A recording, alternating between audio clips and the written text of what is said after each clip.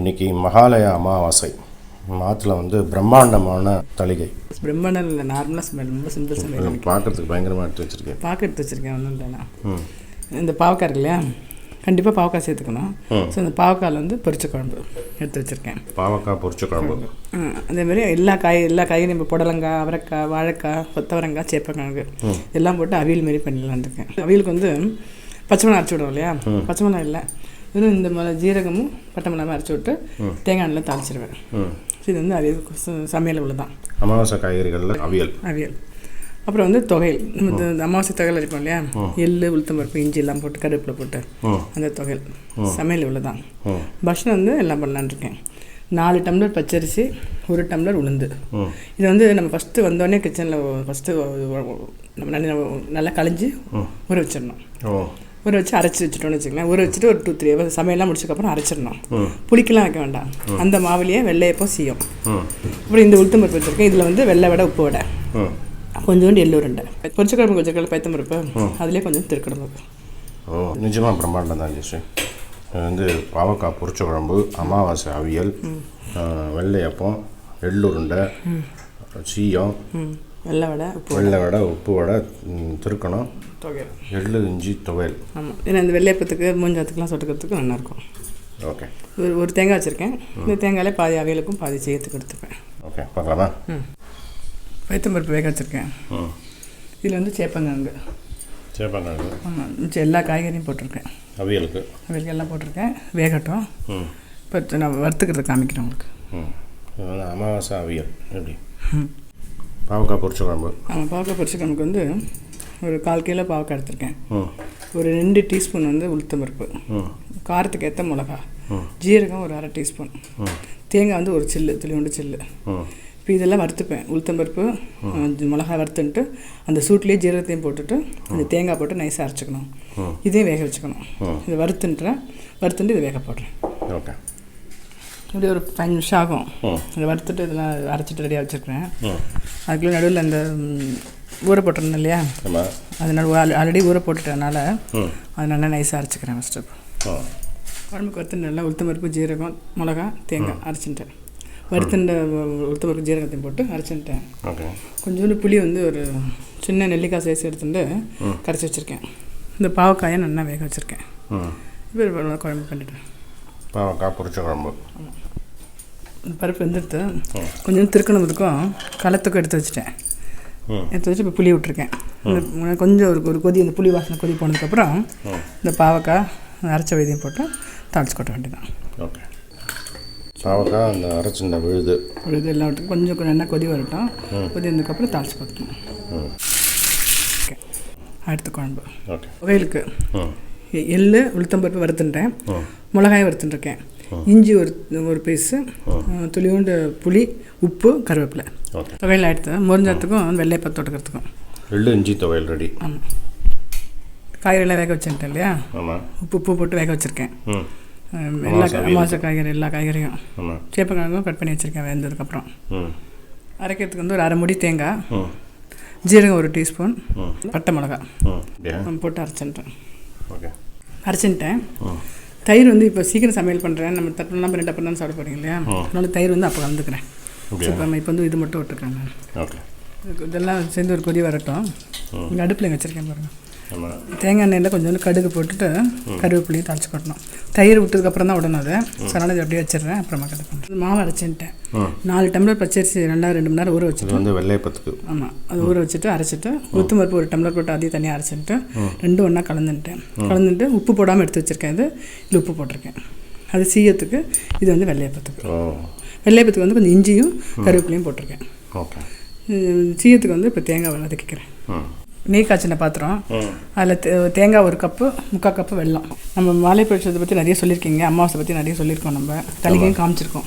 ஆமாம். இருந்தாலும் இன்னும் கொஞ்சம் டவுட் ஒன்று இருக்குது, கேட்டுறதா? என்ன டவுட்னா, இப்போ எல்லாம் பண்ணுறோம் இல்லையா, ஃபஸ்ட்டு யாருக்கு வைக்கணும்? காக்காக்கு ஃபஸ்ட்டு வைக்கணுமா, இல்லை பெருமாள் நைவேத்தியம் பண்ணிவிட்டு அப்புறம் காக்காக்கு வைக்கணுமா? நம்ம வந்து ஃபோட்டோஸ்லாம் வச்சு பண்ண மாட்டோம். சில பேர் வந்து இந்த முதலியார் ஃபோட்டோலாம் வச்சு கூட பண்ணுவாள், படையல் மாதிரி பண்ணுவாள். நம்ம பண்ண மாட்டோம். ஸோ வந்து எப்படி என்னன்றதை சொல்லுங்கள் எனக்கு. ஓகே. ஃபஸ்ட்டு வந்து மகாலய பட்சம் அப்படின்னா என்னென்னு தெரிஞ்சுக்கணும். மகாலய அமாவாசைக்கு முன்னால் மகாலய பட்சம் நம்ம நிறைய வீடியோவில் சொல்லியிருக்கோம், இருந்தாலும் ஷார்ட்டாக சொல்லிடுறேன். மகாலய பட்சம் அப்படிங்கிறதுல 3 வார்த்தை இருக்குது. ஸோ பட்சம் அப்படிங்கிறது வந்து 15 நாள், ஃபார்ட்நைட். ஒரு மாதத்துக்கு 2 பட்சம், ஒன்று கிருஷ்ணபக்ஷம், ஒன்று சுக்லபக்ஷம். பௌர்ணமியிலேருந்து அமாவாசைக்கு வர்றது வந்து தேய்பிரைன்னு சொல்லுவோம், கிருஷ்ணபக்ஷம். அமாவாசையிலேருந்து பௌர்ணமிக்கு போகிறது வளர்பிறை அப்படின்னு சொல்லுவோம், அது வந்து சுக்லபக்ஷம். இந்த புரட்டாசி மாதத்தில் தேய்பிறை வர்றது தான் இந்த மகாலய பக்ஷம். இந்த மகாலயம் பக்ஷம்னு என்ன பார்த்துட்டோம். மகாலயம் வந்து 2 வார்த்தையாக பிரிக்கலாம். மகா அப்படிங்கிற வார்த்தையும் ஆலயம்ங்கிற வார்த்தை. ஆலயம் அப்படின்னாலே எல்லாரும் திரளாக வந்து சேரும் இடம். மகா அப்படின்னா பெரியன்னு அர்த்தம். ஸோ மகாலய பட்சத்துக்கு வந்து பெரும் திரளான கூட்டம் சேரும் காலகட்டம் அப்படி வச்சுக்கலாம். அதுதான் வந்து மகாலய பட்சம். இந்த மகாலய பட்சத்தில் நம்ம புராணங்கள் சாஸ்திரங்கள்லாம் என்ன சொல்கிறது அப்படின்னா, சந்திர மண்டலத்திலையும் சூரிய மண்டலத்திலையும் சங்கமிக்கிற இடத்துல பித்ருலோகம், அந்த பித்ருலோகத்தில் வந்து நம்மளுடைய பித்ருக்கள் எல்லாருமே வந்து சேருவாளாம்.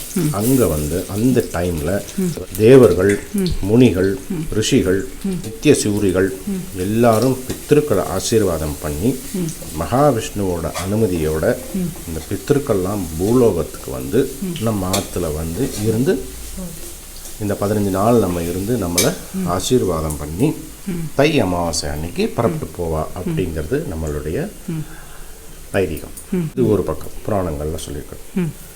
இதை வந்து நமக்கு புரிகிற பாஷையில் நமக்கு தெரிஞ்சுக்கிற பசங்களுக்கு சொல்லிக் கொடுக்குற முறையில் பார்த்தோம் அப்படின்னா, மகாலயம் அப்படிங்கிறது வந்து இந்த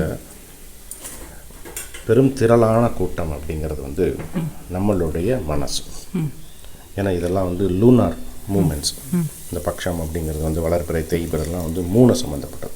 இந்த 3 அப்படிங்கிறது வந்து மனோகாரம், மனசை சம்மந்தப்பட்ட விஷயம்.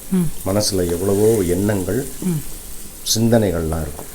அந்த எண்ணங்களுக்கும் சிந்தனைகளுக்கும் ஒரு கடிவாளம் வேணும். கடிவாளம், அந்த கடிவாளத்தை போடுறதுக்கு நல்ல சிந்தனையை உள்ள திணிக்கணும். அந்த சிந்தனைகள் எண்ண ஓட்டத்தை வந்து ஆஸ்வாசப்படுத்தணும். அந்த ஆஸ்வாசப்படுத்துறதுக்கு முதல் நம்ம எடுக்கிற ஸ்டெப்பு வந்து எனக்கு கிடைச்சது எல்லாமே நல்லதாகவே கிடைச்சது. நமக்கு கிடைச்சது நல்லதோ கெட்டதோ அது நமக்கு கிடைக்கணும் அப்படிங்கிறது நமக்கு விதிச்சது. அது பெருமாளுடைய ஆசை. அது ஏன்னா நம்ம வந்து அதை வச்சு போராடி நம்மளால் வெளியே வர முடியும் அப்படின்னு பெருமாள் நினச்சிருக்கலாம் இல்லையா? ஸோ நமக்கு அது அந்த அதுக்கு ஒரு திறமை இருக்குன்னு நமக்கு பெருமாள் நமக்கு கொடுத்துருக்காரு. ஸோ அதை வச்சு துவளாமல் அதை வந்து சவாலாக எடுத்து மேலே வரணும். நல்லது கிடைச்சிது அப்படின்னா அதுக்கு வந்து திருப்தி இருக்கணும். ஸோ நல்லதோ கெட்டதோ ரெண்டையுமே சந்தோஷமாக எடுத்துக்கிறதுக்கு ஒரு பக்குவம் வேணும். அந்த பக்குவத்தை கொடுக்கறதுக்கு நம்ம என்ன செய்யணும்? எனக்கு எல்லாமே கிடைச்சது எல்லாமே நல்லது அப்படின்னு திருப்தி வரணும். அந்த திருப்தியை தான் தர்ப்பணம் அப்படின்னு சொல்கிறது. இந்த தர்ப்பணத்தோட வேர்ச்சொல், ரூட் வேர்ட் அப்படின்னு பார்த்தோம்னா திருப்தி. இதுதான் வந்து தர்ப்பயாமி, தர்ப்பணம், திருப்தியத்தா அப்படின்னு சொல்லுவாள். ஸோ சந்தோஷம் அப்படிங்கிறது வந்து ஒரு காரணத்துக்காக வர்றது. ஆனந்தம் அப்படிங்கிறது காரணம் தேவையில்லை. காரணமே இல்லாமல் சந்தோஷமாக இருக்கலாம். சிரிக்கிறதுக்கு காரணம் வேணும், காரணமே இல்லாமல் சிரிக்கக்கூடாது, அர்த்தம் வேறையா போயிடும். ஆனால் சந்தோஷத்துக்கு காரணம் தேவையில்லை. சந்தோஷங்கிற வார்த்தை வந்து துஷ் அப்படிங்கிற வார்த்தையிலேருந்து வந்ததுன்னு சொல்லுவாள். அதாவது ஒரு காரணம். நமக்கு வந்து வீடு கட்டணும்னு ஆசை இருந்ததுன்னா வீடு கட்டிட்டோம் அப்படின்னா அதுக்கு வந்து சந்தோஷம்னு பேர். ஒன்றுமே இல்லாமல் டெய்லியே சந்தோஷமாக இருக்க முடியும் அப்படின்னா அது வந்து ஆனந்தம். நந்து அப்படின்னு சொல்லுவோம், நந்தகோப்பன் அப்படின்னு சொல்லுவோம் இல்லையா? அந்த நந்து அப்படிங்கிறது வந்து காரணம், காரியம்லாம் தேவையில்லை, எப்போவுமே சந்தோஷமாக இருக்க முடியும் என்னால் அப்படிங்கிறதுக்கு ஆனந்தம், பேரானந்தம் அப்படின்னு சொல்லுவோம். இந்த பேரானந்தம் கிடைக்கிறதுக்காக தான் அந்த காலத்திலலாம் தினந்தோறுமே தர்ப்பணம் பண்ணுவான். அதாவது மனசை வந்து ஆசுவாசப்படுத்திப்பான். பிரகலாதன் சொன்ன மாதிரி எனக்கு கிடைச்சது எல்லாமே நல்லது, எனக்கு இது வேணும் அது வேணுங்கிற ஆசை கிடையாது, இதுவரைக்கும் நீ கொடுத்தது எனக்கு பேரானந்தம் அப்படின்னு மனசை ஆசுவாசப்படுத்திக்கிறதுக்காக இந்த தர்ப்பணம் வந்து டெய்லியே பண்ணுவாங்க. அதுக்கப்புறமா வந்து இந்த மகாலயம் பட்சம்லாம் சேர்ந்து 96 நாள் ஆச்சு. இப்போ வந்து மாசப்பிறப்பு அமாவாசைன்னு நம்ம வந்து அதையும் சுருக்கிட்டோம். ஒரு நிமிஷம் நல்லா இப்போ மாற்றிட்டேன் பாருங்கள். ஆமாம், இப்போ வந்து இந்த இது வதக்கிட்டேன் நல்லா. ஆனால் கலராக முறுமுறு சூப்பராக வந்துருச்சு. ஆமாம், வெள்ளையப்பம். ஆமாம், இது வந்து இப்போ இது பண்ணியிருக்கேன், தேங்காய் இது பண்ணிட்டேன். செய்யறதுக்கு ஆமாம், உருட்டிக்கிறேன். உருட்டிட்டு அடுத்து சீயம் பண்ணிவிடும். ஓகே, இது உருட்டிக்கிறேன் பாருங்க. எல்லாத்தையும் உருட்டின்றேன், அப்புறம் சொல்லுங்கள் நீங்கள்.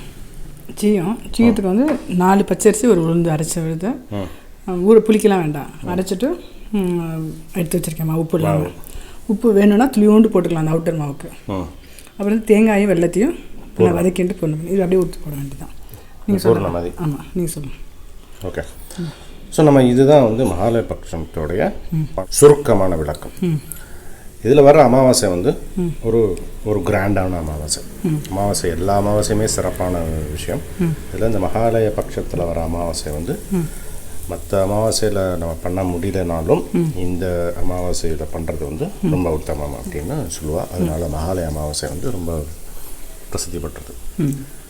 இப்போ இதில் வந்து நீ கேட்ட கொஸ்டினுக்குன்னு பார்த்தோம்னா, ப்ராக்டிக்கலாக எல்லாருக்கும் கொஸ்டின் வரும். வாசலில் குழம்பு இல்லாமா, பெருமாள் ரூமில் விளக்கேற்றலாமா, இந்த சமையல்லாம் முடிச்சதுக்கப்புறம் பெருமாளுக்கு வச்சுட்டு பித்திருக்கு வைக்கணுமா, பித்திருக்கு வச்சுட்டு பெருமாளுக்கு வைக்கணுமா, பெருமாளுக்கு வச்சுட்டு காக்காய்க்கு வைக்கணுமா, காக்காய்க்கு வச்சதுக்கப்புறம் பெருமாளுக்கு வைக்கணுமா, இந்த மாதிரி ப்ராக்டிக்கல் கொஸ்டின்ஸ்லாம் இருக்கும். இது வந்து நம்ம சாஸ்திரங்களில் வந்து ஜென்ரலாக ஒரு சேயிங் இருக்கும். அதாவது பித்ரு தேவோ பிரதமஹா, ஆச்சாரிய தேவோ த்வித்யஹா, தெய்வம் அதர அகச்சன் தர்ஷனம் தெஹிமீமா. ஸோ அதில் என்ன அர்த்தம்னா, பித்ரு தேவோ பிரதமஹா அப்படின்னு சொல்லுவான். இதுவும் ஃபஸ்ட்டு வந்து பித்ருக்கள், அப்புறம் ஆச்சாரியன், அப்புறம் தெய்வம். இது நம்ம தமிழில் வந்து அழகாக சொல்லுவோம், மாதா பிதா குரு தெய்வம் அப்படின்னு சொல்கிறது தான். இந்த பித்ரு பட்சம் அப்படிங்கிறது வந்து பித்ருக்களுக்காக நம்ம பண்ணுறது, பித்ருக்களை மனசில் நினச்சிட்டு பண்ணுறது. அதனால் முக்கியத்துவம் வந்து பித்ருக்களுக்கு கொடுக்கறது உத்தமம். பித்ருக்களுக்கு முதல்ல ப்ரையாரிட்டி கொடுத்துடணும். அதனால் இந்த காக்காய் அப்படிங்கிறது நம்மளுடைய மூதாதையர்களுடைய உருவகம். ஸோ அந்த தலையை முடித்த உடனே அதுலேருந்து ஒரு சாதமும் ஏதாவது ஒரு வடையோ பட்சணமோ ஏதாவது ஒன்று எடுத்துட்டு, வாழைக்காய் அந்த பொரியல்லாம் இருக்கு இல்லையா, அதை எடுத்து காக்காய்க்கு வச்சிடணும். காக்காயை கூப்பிடணும். கூப்பிட்டதுக்கு அப்புறம் நீ என்ன வேணா பண்ணிக்கலாம். ஸோ இது வந்து நம்ம பித்ரு தேவோ பிரதமஹா, பித்ருக்கள் முதன்மை அப்படின்னு அர்த்தம். அதனால வந்து கோவிலுக்கு அன்றைக்கி போகக்கூடாது, பெருமாள் சேவிக்கக்கூடாது அப்படிலாம் கிடையாது. மனசில் உனக்கு வந்து மூதாதையர்களை நீ நினச்சிட்டு இருக்க அப்படின்னா அது போதும். மனசு ரொம்ப முக்கியம். அதனால தான் இது வந்து மனோகாரன் அப்படின்னு நான் சொன்னேன். மூன் அப்படிங்கிறது வந்து மனசு சம்மந்தப்பட்ட விஷயம். மனசு சந்தோஷமாக இருக்குது அப்படின்னா நம்ம சாஸ்திரங்கள்லாம் வந்து இப்படி பண்ணு, இது பண்ணலைன்னா உனக்கு நல்லது நடக்காதுன்னு சொல்ல மாட்டான். கரெக்ட். இந்த இப்போ வந்து வடையை தட்டின்றேன். ஓகே, உளுந்து ஊற வச்சுருக்கேன். மிளகு 1 டீஸ்பூன் உப்பு. உளுந்து வடை தட்டிட்டேன், இருக்கட்டும். வெள்ளை வடைக்கு அரைச்சிட்றேன். வெள்ளை வடை எப்படின்னா, ஒரு உளுந்து 3/4 வெல்லம். எவ்வளோ உளுந்து எடுத்துக்கிறோமோ 3/4 வெல்லம். இது ஊற வச்சுருக்கேன் இல்லையா, 2 ஜலம் இல்லாமல் இந்த வெள்ளமே ஜலம் விட்டுப்போம். அதை வச்சு நைஸாக அரைச்சிக்கிறேன். இது ஒரு சுற்றிட்டு அதுக்கப்புறமா இந்த வெள்ளத்தை போடுவேன். சுற்றினா இவ்வளோ தானே? இல்லை, இப்போ தான் போட்டுருக்கேன். ஒரு சுற்றிட்டு அப்புறம் போடுவேன். வடை ஆயிடுச்சு. வெள்ளை வடைக்கு அரைச்சிட்டேன் பாருங்கள். சப்போஸ் வெல்லம் கரெக்டாக போட்டால் கரெக்டாக இருக்கும். கொஞ்சம் ஓடுற மாதிரி இருந்ததுன்னா திருப்பி கொஞ்சம் அரிசிமா போட்டுக்கலாம். இந்த சமயங்களில் நம்ம பித்திருக்களுக்கு சில நினச்சிட்டு காக்காவுக்கு முக்கியத்துவம் கொடுக்கணும். காக்காய்க்கு சாதம் வச்சுட்டு, காக்காவையே நம்ம வந்து மூதாதையர்களை நினைக்கிறோம் அப்படின்னு ஒரு வீடியோ பண்ணியிருக்கோம். கியூரியாசிட்டி கேரிட் ஃபார்வர்டுங்கிற சேனலில் காக்காயை பற்றி பேசியிருக்கோம். காயின்ட்டு கட்டும். எள்ளு வந்து நல்லா ஜலம் விட்டு நல்லா அலம்பிடணும். அலம்பிட்டு வெறும் அண்ணியில் போட்டு சடசடன்னு வெடிக்கிற அளவுக்கு வைக்கணும். அப்புறம் கெட்டி பாகு எடுத்துட்டு அது கலக்கணும். மீட்டு விட்டுக்கோம் இல்லையா. இதே நவராத்திரியில் பண்ணுறோம், அம்சே பண்ணுறோம் அப்படின்னா, இல்லை சனிக்கிழமை பெருமாளுக்கு அம்சே பண்ணுறோம் அப்படின்னா, அப்போ வந்து இது வறுத்துன்ட்டு நல்லா மிக்சியில் பொடி பண்ணிடணும். 1 ஸ்பூன் நெய்யை விட்டு வெள்ளைப்பொடியும் போட்டு பிடிச்சிடணும். இப்போ திவசம் அமாவாசை அப்படின்னா பொடி பண்ணக்கூடாது. இந்தமாரி நல்லா வறுத்துன்ட்டு நீங்கள் வெல்லம் வச்சுருக்கேன் பாருங்கள், நல்லா அந்த பாகு வந்ததுக்கப்புறம் அதை போட்டு பிடிக்க வேண்டியதான். இப்படி கெட்டி ஆகிடும். இந்த பாகு வச்சுருந்தேன் பார்த்தீங்களா, ஆமாம். அதை விட்டுட்டு சூட்டோட டக்குன்னு உருண்டை பிடிச்சிடணும். இல்லைன்னா உருண்டை வராது. எள்ளுருண்டை. எள்ளுருண்டைக்கு வெள்ளம் வச்சுருந்தோம் இல்லையா, அந்த பாத்திரத்தில் கொஞ்சம் பயத்தம்பருப்பு போட்டு திருக்கணும். கொஞ்சம் 2 ஏலக்காய் முந்திரி பருப்பு வச்சு கொட்டு. ஆயிடுச்சு சமையல். பிரம்மாண்ட மகாலய அமாவாசை தொலிகை ரெடி. என்ன பண்ணியிருக்கோம் அப்படின்னா, அமாவாசை அவியல், பாவக்காய் பொரிச்ச குழம்பு, வெள்ளை வடை, வெள்ளையப்பம், சீயம், திருக்கணம், எள்ளுருண்டை, இஞ்சி எள்ளு துவையல், களத்துக்கு பருப்பு. திருக்கணம் வந்து என்ன திருக்கணம்? பயத்தம்பருப்பு. பயத்தம்பருப்பு திருக்கணம். அமர்க்கலாம். தேங்க்ஸ் ஜெயஸ்ரீ.